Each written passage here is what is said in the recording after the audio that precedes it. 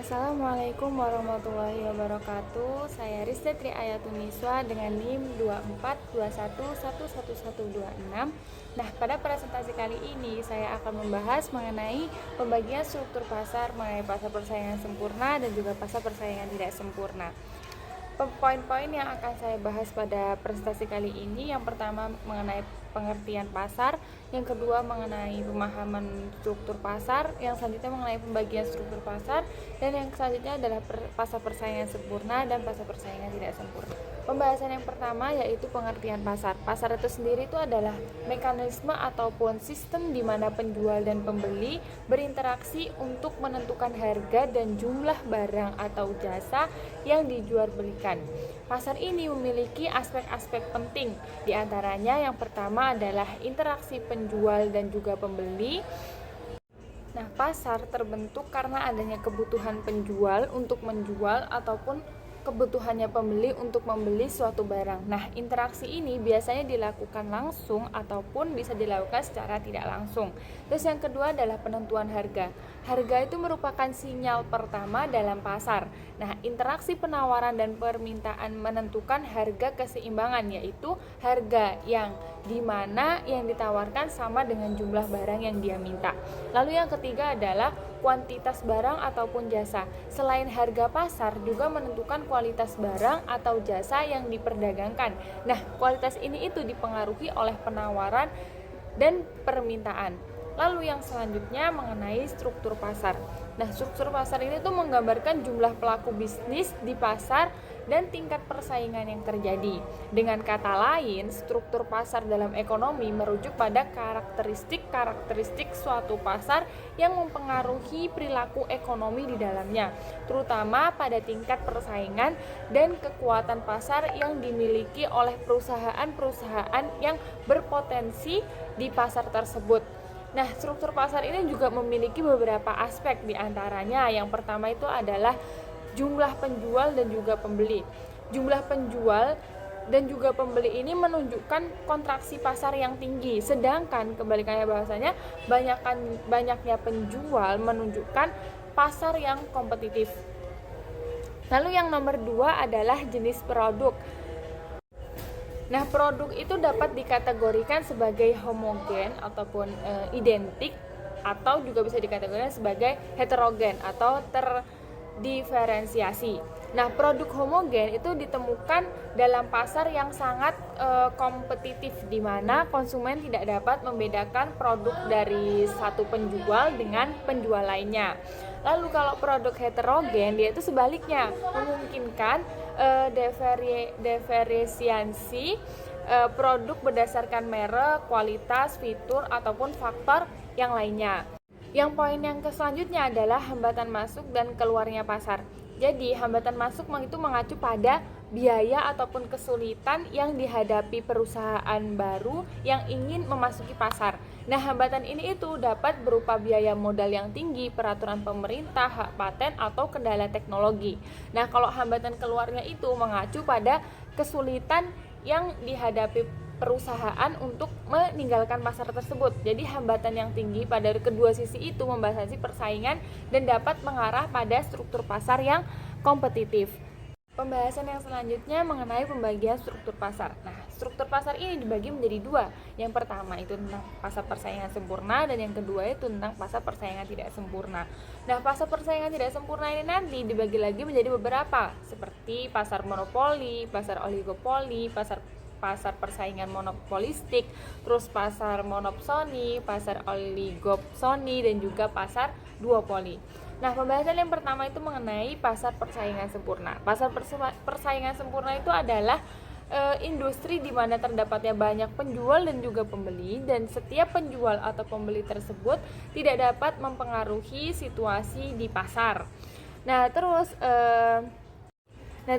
semua produk yang diperdagangkan di pasar ini tuh bersifat identik dan tidak dapat dibedakan satu sama lain. Tidak ada diferensiasi produk berdasarkan merek, kualitas, fitur, atau aspek yang lainnya.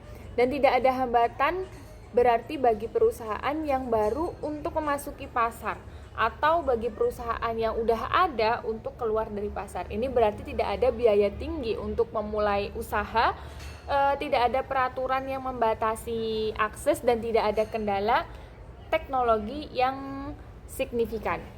Dan yang kedua itu adalah pasar persaingan tidak sempurna. Pasar persaingan tidak sempurna ini adalah pasar di mana banyaknya penjual dan juga pembeli, tetapi dengan barang atau produk yang sama atau serupa. Dengan demikian, harga yang ditawarkan oleh penjual akan mempengaruhi keseimbangan pasar itu sendiri. Nah, pasar persaingan tidak sempurna ini juga sering disebut sebagai bentuk pasar yang tidak terorganisasi secara sempurna. Dan pasar persaingan tidak sempurna ini dibagi lagi menjadi beberapa hal. Yang pertama mengenai pasar monopoli. Nah, pasar monopoli ini hanya ada satu penjual atau produser yang mengendalikan seluruh pasokan tertentu.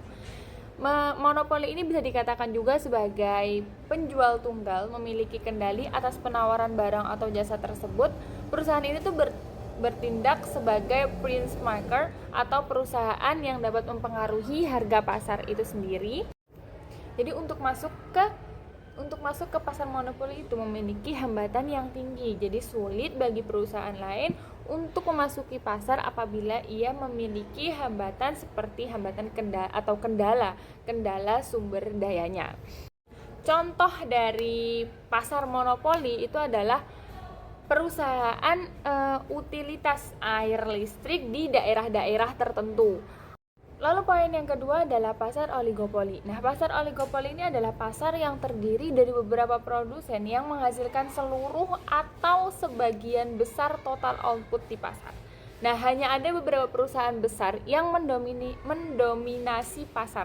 Dalam pasar ini itu sangat sulit bagi perusahaan baru untuk memasuki pasar, dan keputusan satu perusahaan itu dapat mempengaruhi perusahaan lainnya. Nah, jadi perusahaan itu dia harus mempertimbangkan reaksi dari pesaing-pesaingnya tersebut. Nah, konsekuensi dari pasar oligopoli ini itu adalah potensi untuk persaingan harga atau non harga. Terus keuntungan perusahaan itu bisa lebih tinggi, tetapi tingkat persaingan dan inefisiensi bertanggung pada tingkat interaksi antar perusahaan. Nah, contoh dari pasar oligopoli ini yang pertama seperti industri otomotif dan juga industri minuman-minuman ringan. Terus yang selanjutnya adalah poin yang ketiga, yaitu mengenai pasar persaingan monopolistik. Nah, pasar persaingan monopolistik ini adalah suatu bentuk pasar di mana ada banyak produsen dan yang saling berkompetisi dengan produk yang hampir serupa namun memiliki beberapa perbedaan. Jadi perbedaannya itu seperti perbedaan merek, perbedaan kualitas, dan juga perbedaan desain. Nah, perusahaan ini tuh memiliki sedikit kendali atas harga. Jadi perusahaan itu dapat mempengaruhi harga hingga batas tertentu melalui diferensiasi produk dan juga iklan. Nah, konsekuensi dari pasar persaingan monopolistik ini itu adalah tingkat persaing yang moderat. Terus juga ada perusahaan dapat memperoleh keuntungannya itu ekonomis dalam jangka pendek, tetapi keuntungannya itu cenderung menurun dalam jangka panjang karena masuknya perusahaan-perusahaan baru. Terus contoh dari pasar pesaing monopolistik ini itu seperti restoran, terus juga salon kecantikan, dan juga toko pakaian. Nah, untuk poin yang selanjutnya, yang nomor 4, yaitu tentang pasar monopsoni. Jadi pasar monopsoni itu adalah pasar ini tuh merupakan bentuk pasar yang dilihat dari segi permintaan atau pembelinya itu memiliki kekuatan dalam menentukan harga. Dan permintaan atau pembelinya itu juga hanya ada satu perusahaan. Jadi hanya ada satu pembeli untuk satu barang ataupun jasa. Jadi pada pasar monopsoni ini tuh dia pembelinya itu memiliki kekuatan tawar yang besar dan dapat menekankan harga. Contoh pasar monopsoni itu seperti pemerintah sebagai satu-satunya pembeli senjata atau senjata alat-alat militer.